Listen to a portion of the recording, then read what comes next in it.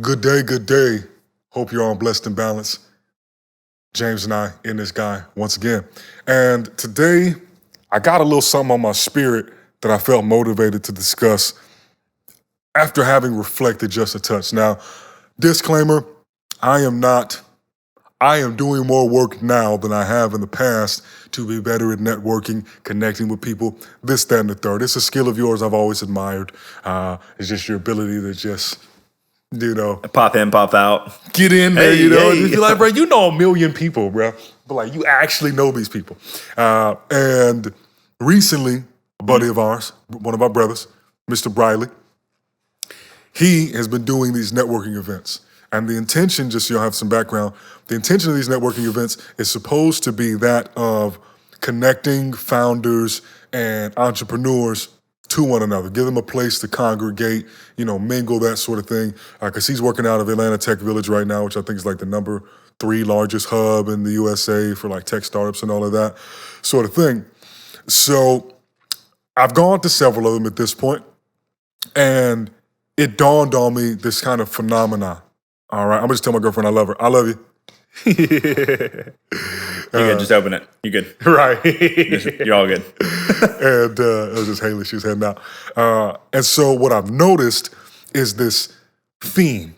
Mm-hmm. Because initially my hesitancy even doing the networking thing is this whole like, let me show up, pull out my dick, let me see what your dick looks like. Okay, mine's a little bit bigger. Cool. Let me go find the dude whose dick is just big enough versus mine that I think he has a little bit he can give me his dick, and like this measuring contest always in a lot of these scenarios. And it becomes a lot more about the optics and the perception and how people want to come across like, oh, I'm this uber successful, or I do this really niche special thing and I'm so ahead, versus how much energy, how much time are these people dedicating truly to executing on their vision? Because what I feel I've been coming across is people who put more energy literally into the dick waving of networking and saying that they're XYZ than actually doing it, getting results, and helping people with whatever it is they are providing as a solution. If they even provide a solution and aren't just trying to find some way to make money off of somebody else's hustle and then claim that they're an entrepreneur and like, nah, you just plugged into somebody else's system and you're just feeding their beast.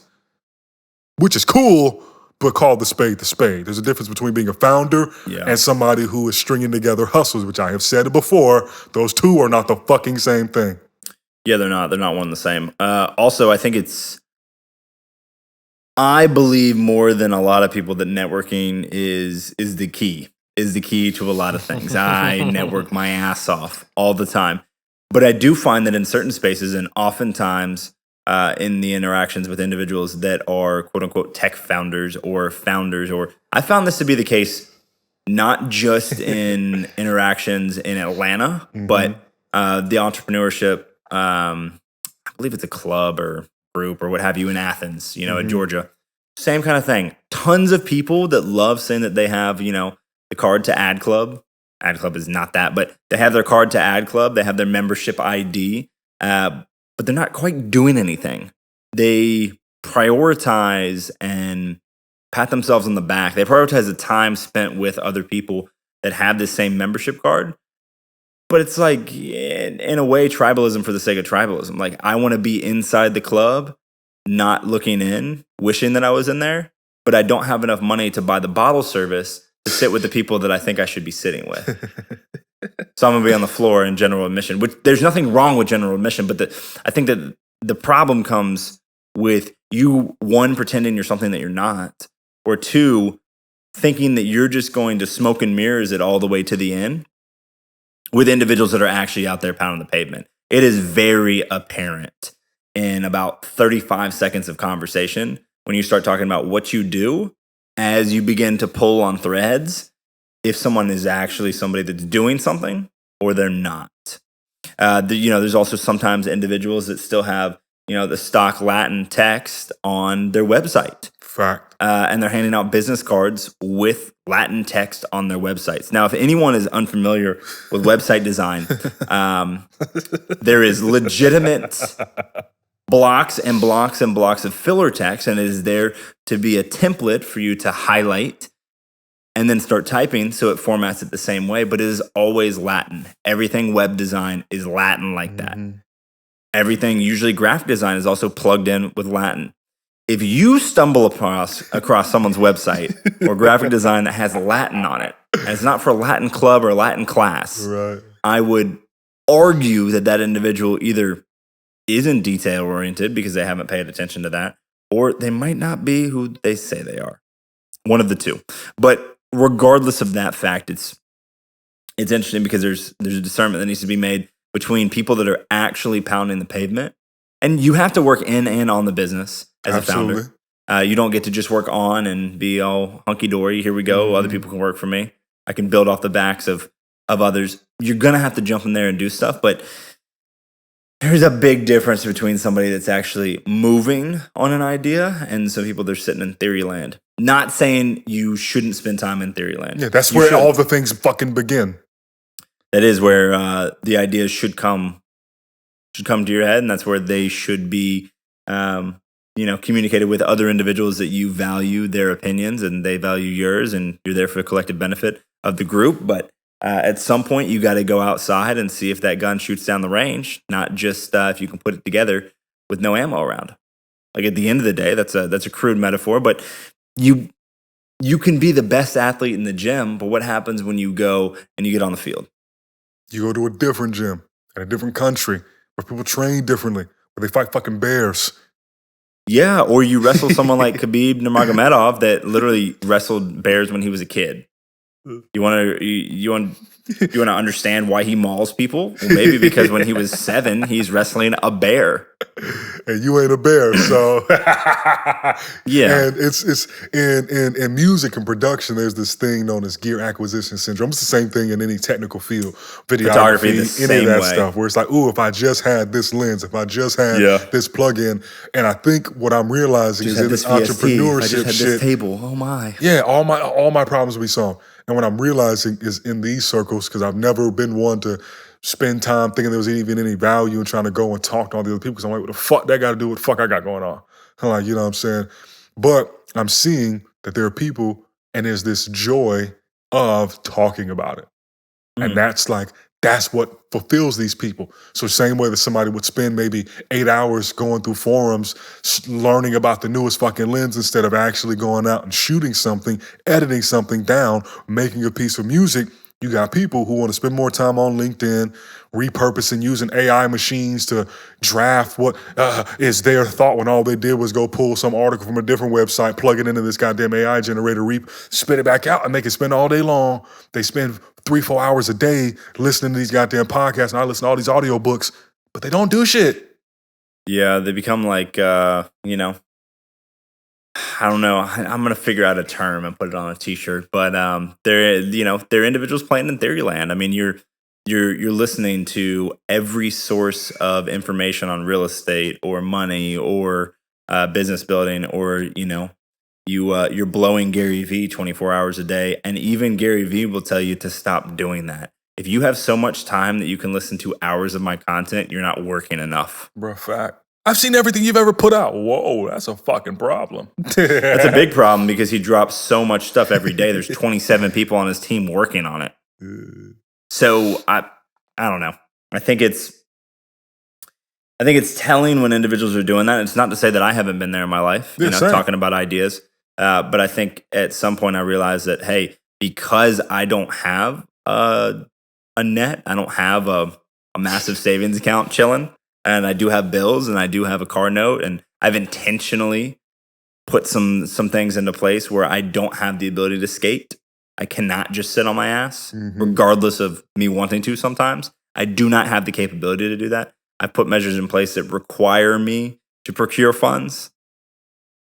But it's actually been one of the most beneficial things that I could have done because it's forced me to get out of theory land and to then prioritize, hey, I've got to work in or I've got to work on, or hey, this is breaking. I've got to make sure that I have a solution that can fix.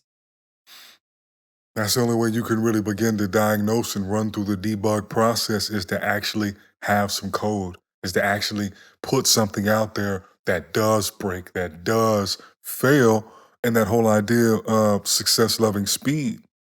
Well, there's some unfortunate potentially inconvenient truths that come along with that success, loving speed. It also means that, you know, that success is on the other side of those L's. So when you're moving quickly, you're going to hit a lot of L's, perhaps in rapid succession. Yep. And many people don't really know, or they have not tested themselves to see if their resolve can withstand something like that. You know, the first time something doesn't go your way, how flustered do you get? Do you give up? Second time, you know, and each successive L might actually be a bigger, more impactful L than the first one. Yeah. You know, where you might get to a point and be like, fuck, I got to redo half of this.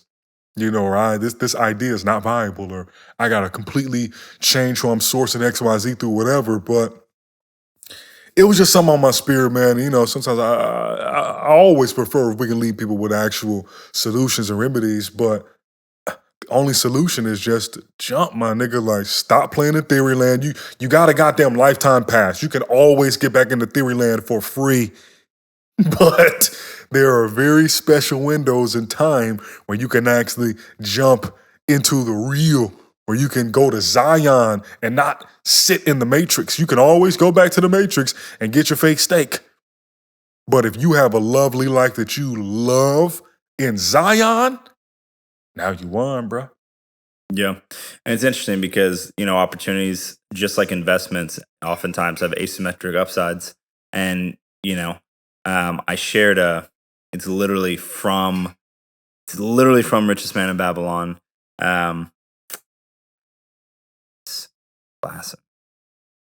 Just talking about opportunity. Like, there is a haughty mistress waits for those who are prepared. Yeah, and opportunity is a haughty god. I put it in my bag. Okay, yeah. Opportunity is a haughty goddess that waits for no man, or something like that. That does not favor the unprepared.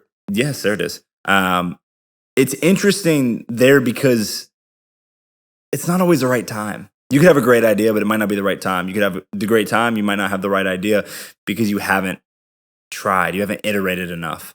I mean, wanted to do consulting, right? Fitness consulting. Okay, that worked, but there was a big vulnerability that lost me clients at the end of the day. Then wanted to run in just a rev share model, doing true capacity stuff. Cool. There's a big vulnerability that leaves me in an interesting position with trainers. There's an opportunity for me to, you know, force supply scheduling and make it super simplistic. But a big problem with doing that I've only found from breaking it is that I don't have the ability to individualize pricing for the trainers that are in different locales at different gyms that have different expenses. I can only have, through the way that I'm doing it, the same base prices and then add-ons, but they have to be aware of how to use it the same that I do to communicate to their clients because I'm not talking to their clients. So it's interesting. I would have never figured out either of those two things. That one, I could have one calendar or a set of calendars that fed in the same place, that auto split payments. I use something called Gusto, you know, payroll. Won't be using Gusto anymore. We'll be just auto splitting payments from Stripe Connect instead. But it's interesting. Didn't know that I even needed to do that until I started doing it in the way that I thought would be the most feasible to start. But that's what you did. And I think the power of your particular situation with True Capacity is going from the idea, which obviously you had that idea after doing several other things actually in fitness, you know, over the last year and a half, 24 months. And, you know, it was, all right, let me put my foot, let me put my toe, but you were trying things. You were out there doing very basic things that in a lot of ways often gets overlooked that can hurt the overall viability of a product. The things that people like to fucking spout out, but it's like all these things you spout out only matter if you actually get to the application phase. And so you were able to ultimately arrive at a place where you had the idea for True Capacity and could then go from basically nothing set up for it to being set up to onboarding trainers